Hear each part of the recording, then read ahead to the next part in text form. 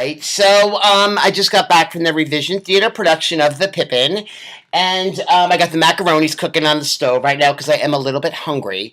But anyway, you guys have got to go see this show because, first of all, let me just fucking break it down the way I fucking break it down. So it goes something along the lines like this. First of all, the theater space is psychotic. It's awesome.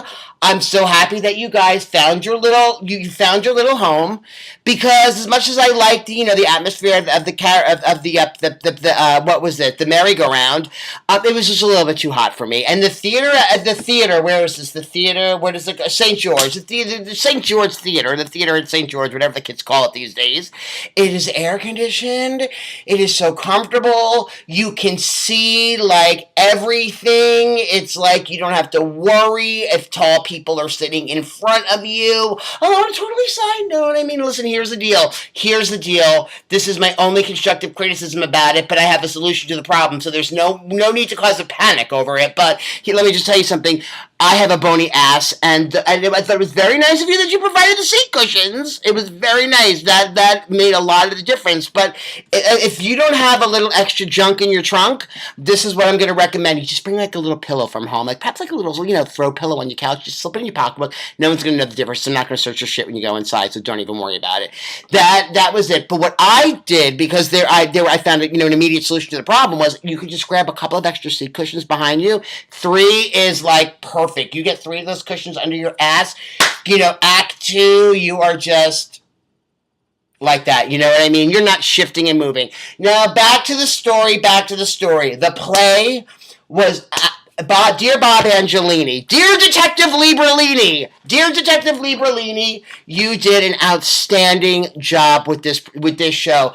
Every time somebody opened up their mouth, I was like, the singing, the vocals were just like completely just like, I literally, dear the man that plays Pippin, I'm starting to have a borderline psychophantic obsession with you. Not like really, like I'm really not going to stalk you because I'm lazy. But the truth of the matter is, when you sing, you just like, I could honestly listen to you sing every fucking day, all day long. Your voice is like silk, dude. It's like incredible, and he was so extremely likable.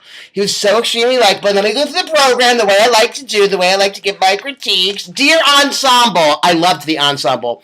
It's tricky to be in the ensemble of this show because it's very easy to be like, crazy, and you guys were all like completely like in sync. And let me tell you something, I sat in the front row, so nobody missed a fucking beat from my eyes. Alright, moving on. Let me go through the program. Dear who are we doing first? Dear, okay, I talked about the Pippin.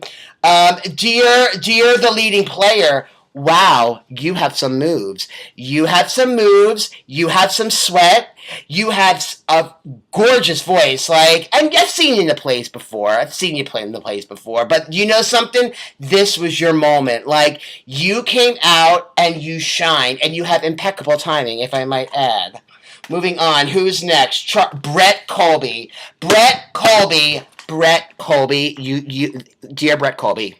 Dear Brett Colby, it took all the restraint I had not to put your finger in my mouth when you were like in front of me, and you literally took me from a happy theater goer into a giggly, like I couldn't even take it. I love you, Brett. I'm inviting myself over to watch Dallas. Just tell Sean I'm coming over. And I'll bring something. Actually, I won't bring anything because you know what? You guys cook some crazy good food at your house, so I'm just coming. And moving on to Spiro, dear Spiro as Lewis. Spiro, here's the deal, dude. You sing from your cunt, and I fucking love that about you. So that's what I have to say about you, and you're magical. You're just absolutely magical. Okay, the mom. Dear the wicked mom, I screamed my head off for you. Like someone with mental health issues because I thought you were absolutely sensational. You had such like spunk and character, and you know something. You're like a little chili flake, and I was absolutely completely like. You had me eating out of the Palm Cafe.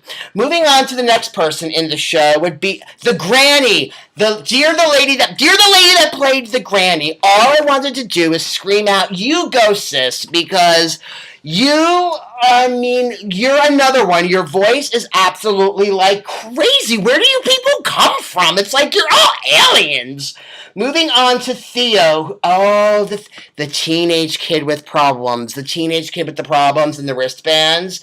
I don't know who you are, and you're like, you are not like an adult. You are I'm going to say you're in the 7th or the 8th grade, maybe 6th, but I'm going to have to say 7th or 8th, and you are an exceptional. Your talent is exceptional for where you're at in your personal development. I'm going to tell you something. I was extremely impressed by you. Moving on to Catherine. Dear Catherine, when are we coming out with this CD of love songs? Because you're another one that I could here's the deal. I'm envisioning walking on the boardwalk with a delicious cup of coffee from the Asbury Park Roast, and I have the headphones in my ear, and you're on the iPod, and you're just, your voices are just absolutely amazing. And dear Andy and the band, who was on drums? Brett, please tell me that was your dad on drums. Was that your dad on drums? Oh my God, no, if it wasn't your dad on drums, the drum guy's going to be upset with me. Whoever was on the drums, you were awesome, but Andy on the keyboards, Andy on the keyboards, you did seriously, what you did with the arrangements were so it's just like, they were perfect. They were absolutely perfect. The show fit the space. It wasn't too big. It wasn't too small. It was just like, going was an absolute total experience. And I just rambled. I've got to go stir the macaronis because they're all going to be sticking now. And listen, if you don't get your ass to the Revision Theater to see the Pippin, you're an idiot. Because I'm telling you to go do something that's good. And every time I tell you to go do something that's good, some of you go and do it. And you're all like, oh my God, I'm so glad I listened to you. And others don't. And when you don't, you kick yourself in the ass. So I say, get your ass to the Pippin at the Revision Theater. Do it or forever wish you had, people.